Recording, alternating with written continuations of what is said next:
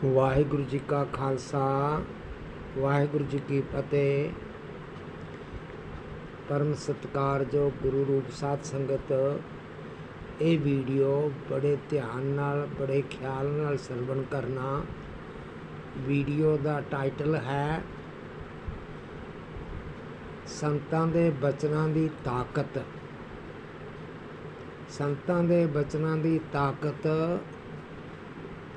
This two will pass, ये भी बीत जाएगा, ये भी बीत जाएगा। ख्याल करो, मन का सुभाव है प्रश्न करना, सवाल करना। मन का सुभाव है सवाल करना, प्रश्न करना। मन की आदत है। महात्मा बुद्ध नूं किसी ने पूछया ईश्वर है? महात्मा बुद्ध कहंदे ये सवाल किसे काम दा नहीं, ना इस नाल आत्म ज्ञान होना है, ना ही आत्मा का निर्वाण होना है, ना ही समाधि लगेगी, ना ही ज्ञान होना, ना ही जीवन में टिकाओ आएगा, ना शांति मिलेगी। समझ लेना। सवाल है ईश्वर है? ईश्वर है। मैं इस सवाल का जवाब दे भी देवां, तुसी 10 सवाल होर खड़े कर लवोगे। इन्हां सवालों नाल मन का इलाज नहीं होना, मन की हालत होर बिगड़ेगी, मन का कोई ट्रीटमेंट नहीं होना, मन का रोग साफ नहीं होना। मन सवाल पैदा क्यों करता है? असली सवाल तो बचन वास्ते। समझ लेना साध संगत, मन सवाल पैदा क्यों करता है? असली सवाल तो बचन वास्ते। असली सवाल तो जीवन का इको ही है। असली सवाल तो जीवन का इको ही है। वो केड़ा है? मैं कौन हाँ? मैं कौन हाँ? सतगुरु जी गुरबाणी विच मुखातब करते ने, सुन रे तू कौन कहाँ ते आयो, एती न जानो केतीक मुद्दत चलते खबर ना पायो। असली प्रश्न ये है, असली सवाल ये है। असी पुछते ही नहीं। वैसे भी असली सवाल दूसरे तो नहीं पूछे जाते, अपनी आत्मा तो पूछे जाते हैं। ईश्वर है तो अपनी आत्मा तो पूछो। असली सवाल अपनी आत्मा तो पूछे जाते हैं।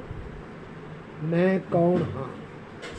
दूसरे तो पूछे जान वाला सवाल, दूसरे तो पूछे जान वाले सारे सवाल झूठे होंदे ने, फजूल होंदे ने।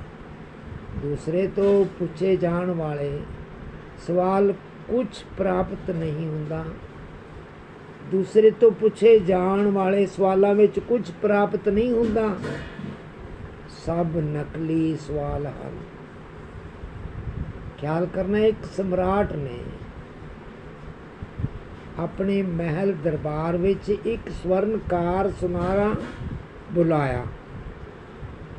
राज दरबार विच सुनारे नूं बुला के सम्राट कहन लगा, मेरे वास्ते एक सोने का छल्ला तैयार किया जावे।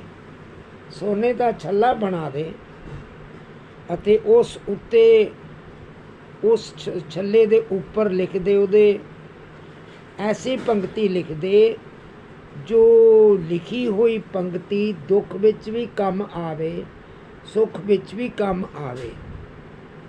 सुख होवे तां भी मेरे कम आवे, दुख होवे तद भी मेरे कम आवे। ख्याल करो, सुनार ने छल्ला तो बनाया हीरा जड़ के, बड़ी बनावट नाल सजावट नाल, पर बड़ी मुश्किल विच पै गया, बड़ी चिंता विच पै गया। सोचण लगा भी ऐसा सवाल किवें लिखां, ਐਸਾ ਬਚਨ, ਐਸੀ ਪੰਕਤੀ ਕਿੱਥੋਂ ਕਿਵੇਂ ਲਿਖਾਂ, ਜੋ ਦੁੱਖ ਵਿੱਚ ਵੀ ਕੰਮ ਆਵੇ, ਸੁੱਖ ਵਿੱਚ ਵੀ ਕੰਮ ਆਵੇ। ਕਿਹੜਾ ਸ਼ਬਦ ਹੋ ਸਕਦਾ ਹੈ? ਸੁਨਾਰ ਨੂੰ, ਸਵਰਨਕਾਰ ਨੂੰ ਕੁਛ ਨਹੀਂ ਸੁੱਝ ਰਿਹਾ। ਫਿਰ ਉਸ ਨੂੰ ਚਿੰਤਾ ਵਿੱਚ ਪਏ ਨੂੰ ਯਾਦ ਆਇਆ ਕਿ ਪਿੰਡ ਵਿੱਚ ਇੱਕ ਕੋਈ ਫਕੀਰ ਆਇਆ ਹੈ, ਪਿੰਡ ਵਿੱਚ ਕੋਈ ਫਕੀਰ ਆਇਆ ਹੈ, ਮੈਂ ਉਸ ਤੋਂ ਪੁੱਛ ਲਵਾਂ। ਫਕੀਰ ਦੇ ਚਰਨਾਂ ਵਿੱਚ ਆਇਆ, ਨਮਸਕਾਰ ਕੀਤੀ, ਚਰਨਾਂ ਵਿੱਚ ਬੈਠ ਗਿਆ। ਚਿਹਰੇ ਤੇ ਬਹੁਤ ਉਦਾਸੀ ਹੈ। ਫਕੀਰ ਨੇ ਉਦਾਸੀ ਦਾ ਕਾਰਨ ਪੁੱਛਿਆ। ਸੁਨਾਰ ਨੇ ਸਾਰਾ ਕੁਝ ਦੱਸ ਦਿੱਤਾ। ਫਕੀਰ ਤਾੜੀ ਮਾਰ ਕੇ ਖੂਬ ਹੱਸਿਆ ਤੇ ਆਖਿਆ, ਇਹ ਵੀ ਕੋਈ ਬਾਤ ਹੈ, ਇਹ ਵੀ ਕੋਈ ਮੁਸ਼ਕਿਲ ਹੈ। ਸੋਨੇ ਦਾ ਛੱਲਾ ਹੈ, ਉਸ ਉੱਪਰ ਲਿਖ ਦੇ ਦਿਸ ਟੂ ਵਿਲ ਪਾਸ, ਇਹ ਵੀ ਬੀਤ ਜਾਏਗਾ। ਉਸ ਉੱਪਰ ਲਿਖ ਦੇ। ਸੁਨਾਰ ਨੂੰ ਉਹ ਫਕੀਰ ਕਹਿਣ ਲੱਗੇ, ਉਹ ਫਕੀਰ ਸਾਈਂ ਕਹਿਣ ਲੱਗੇ ਕਿ ਜਿਹੜਾ ਤੂੰ ਸੋਨੇ ਦਾ ਛੱਲਾ ਬਣਾਇਆ ਹੈ ਉਸ ਦੇ ਉੱਤੇ ਲਿਖ ਦੇ, ਇਹ ਵੀ ਬੀਤ ਜਾਏਗਾ। ਸੁਨਾਰ ਆਪਣੇ ਘਰ ਆਇਆ ਤੇ ਸੋਨੇ ਦੇ ਛੱਲੇ ਤੇ ਲਿਖ ਦਿੱਤਾ, ਦਿਸ ਟੂ ਵਿਲ ਪਾਸ, ਇਹ ਵੀ ਬੀਤ ਜਾਏਗਾ। ਸੁਨਾਰ ਨੇ ਛੱਲਾ ਤਿਆਰ ਕੀਤਾ ਤੇ ਸਮਰਾਟ ਦੇ ਦਰਬਾਰ ਵਿੱਚ ਹਾਜ਼ਰ ਹੋਇਆ। ਸੁਨਾਰ ਨੇ ਕਹਿ ਦਿੱਤਾ, ਸਮਰਾਟ, ਜਦੋਂ ਤੁਸੀਂ ਕੋਈ ਮੁਸੀਬਤ ਆਵੇ, ਲਿਖੇ ਹੋਏ ਛੱਲੇ ਨੂੰ ਪੜ੍ਹ ਲੈਣਾ, ਦੁੱਖ ਵਿੱਚ, ਸੁੱਖ ਵਿੱਚ, ਐਜ ਯੂ ਸੋ ਲਾਈਕ, ਤੁਹਾਡੀ ਮਰਜ਼ੀ। ਸਮਰਾਟ ਨੇ ਸੁਨਾਰ ਨੂੰ ਬਹੁਤ ਇਨਾਮ ਦੇ ਕੇ ਤੋਰ ਦਿੱਤਾ। ਸਮਾਂ ਆਇਆ, ਪੜੋਸ ਦੇ ਸਮਰਾਟ ਨੇ ਨਾਲ ਯੁੱਧ ਹੋਇਆ। ਸਮਰਾਟ ਹਾਰ ਗਿਆ। ਸਮਰਾਟ ਹਾਰ ਕੇ ਜੰਗਲਾਂ ਦੀ ਗੁਫਾ ਵਿੱਚ ਲੁਕ ਗਿਆ। ਜੰਗਲ ਵਿੱਚ ਫੁੱਲ ਪੱਤੇ ਤੋੜ ਕੇ ਖਾਂਦਾ ਰਿਹਾ। ਸਰੀਰ ਕਮਜ਼ੋਰ ਹੋ ਗਿਆ, ਸੁੱਕ ਗਿਆ। ਦੁਸ਼ਮਣ ਦਾ ਭਿਆਨਕ ਡਰ ਬਣਿਆ ਹੋਇਆ। ਦਿਨ ਰਾਤ ਹੌਕੇ ਲੈਂਦਾ ਹੈ, ਚਿੰਤਾ ਵਿੱਚ ਪਿਆ ਹੋਇਆ ਹੈ। ਇੱਕ ਦਿਨ ਰਾਤ ਦੇ ਸਮੇਂ ਚਿੰਤਾ ਵਿੱਚ ਬੈਠੇ ਬੈਠੇ ਕੋਈ ਖੜਕਾ ਹੁੰਦਾ ਹੈ ਤਾਂ ਸ਼ੰਕਾ ਮਨ ਵਿੱਚ ਕਿ ਦੁਸ਼ਮਣ ਦੇ ਘੋੜਿਆਂ ਦੀ ਆਵਾਜ਼ ਹੈ। ਬੜੀ ਭਾਰੀ ਚਿੰਤਾ ਬਣੀ ਹੋਈ ਹੈ, ਬਹੁਤ ਡਰ ਬਣਿਆ ਹੋਇਆ। ਰਾਤ ਦੇ ਸਮੇਂ ਬੈਠੇ ਬੈਠੇ ਨੇ ਉਸ ਸਮਰਾਟ ਨੂੰ ਆਪਣੇ ਸੁਨਾਰ ਦਾ ਖਿਆਲ ਆਇਆ ਤੇ ਛੱਲੇ ਦਾ ਖਿਆਲ ਆਇਆ। ਛੱਲੇ ਵਿੱਚ ਕੁਝ ਲਿਖਿਆ ਹੈ, ਲਿਖਿਆ ਹੋਇਆ ਪੜ੍ਹਿਆ, ਇਹ ਵੀ ਬੀਤ ਜਾਵੇਗਾ, ਇਹ ਵੀ ਬੀਤ ਜਾਵੇਗਾ। ਦਿਸ ਟੂ ਵਿਲ ਪਾਸ, ਇਹ ਬੀਤ ਜਾਵੇਗਾ। ਸਮਰਾਟ ਨੂੰ ਪੜ੍ਹ ਕੇ ਸਮਰਾਟ ਨੂੰ ਬਹੁਤ ਖੁਸ਼ੀ ਤੇ ਹੌਸਲਾ ਹੋਇਆ। ਮਨ ਦੀ ਸਾਰੀ ਚਿੰਤਾ ਦੂਰ ਹੋ ਗਈ। ਸਮਾਂ ਆਇਆ, ਸਾਧ ਸੰਗਤ ਖਿਆਲ ਕਰਿਓ, ਹਾਰੀ ਹੋਈ ਫੌਜ ਫਿਰ ਇਕੱਠੀ ਹੋਈ। ਸਮਰਾਟ ਨੂੰ ਜੰਗਲ ਵਿੱਚੋਂ ਲੱਭ ਲਿਆ। ਸਮਰਾਟ ਨੂੰ ਮਿਲ ਕੇ ਫਿਰ ਦੁਬਾਰਾ ਉਸੇ ਸਮਰਾਟ, ਦੁਸ਼ਮਣ ਸਮਰਾਟ ਤੇ ਹਮਲਾ ਕੀਤਾ। ਹਮਲੇ ਵਿੱਚ ਛੱਲੇ ਵਾਲਾ ਸਮਰਾਟ ਜਿੱਤ ਗਿਆ। ਹੁਣ ਜਿੱਤ ਦੇ ਨਾਲ, ਠਾਠ ਬਾਠ ਨਾਲ, ਬੜੀ ਫੋਰਸ ਨਾਲ ਇਹ ਸਮਰਾਟ ਆਪਣੇ ਮਹਿਲਾਂ ਵਿੱਚ ਜਾ ਰਿਹਾ ਹੈ।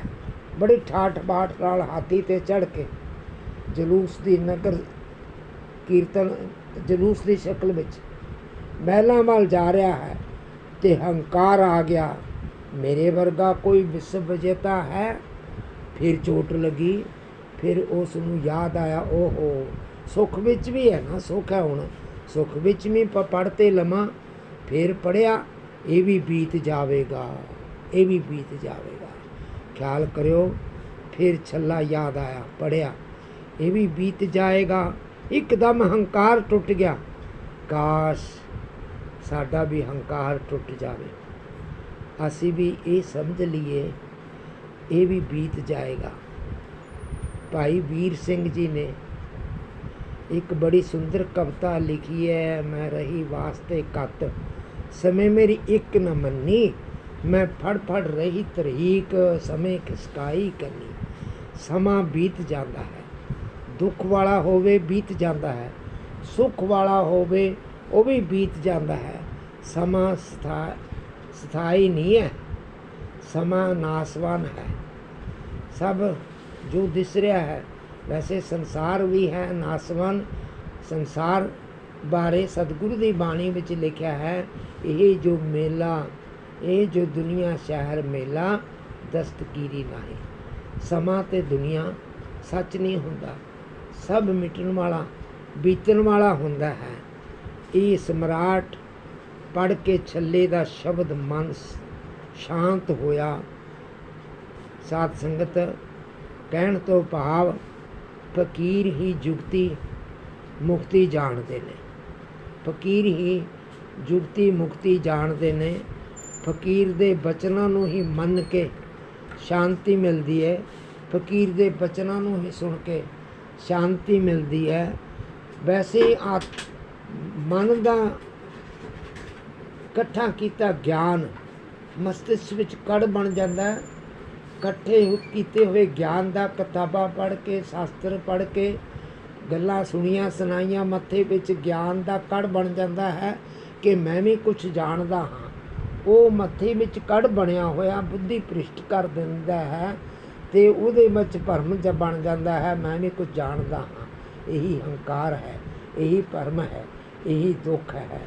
ਜਦੋਂ ਹੰਕਾਰ ਟੁੱਟ ਜਾਂਦਾ ਹੈ, ਫਿਰ ਇੱਕੋ ਹੀ ਸਵਾਲ ਕਰਦੇ ਹਾਂ, ਮੈਂ ਕੌਣ ਹਾਂ। ਇਹ ਖਿਆਲ ਕਰਨਾ ਬੜੇ ਸਮਝ ਕੇ। ਬਸ ਇਤਨਾ ਹੀ ਬੇਨਤੀ ਹੈ। ਸਬਸਕ੍ਰਾइब ਜ਼ਰੂਰ ਕਰ ਦੇਣਾ, ਲਾइक ही कर देना, शेयर करना। ये सबसक्राइब के दूसरे ਨੂੰ भी कुछ प्राप्त सुनने वाले ਨੂੰ प्राप्त होवे। वाहिगुरू जी का खालसा, वाहिगुरू जी की फतेह।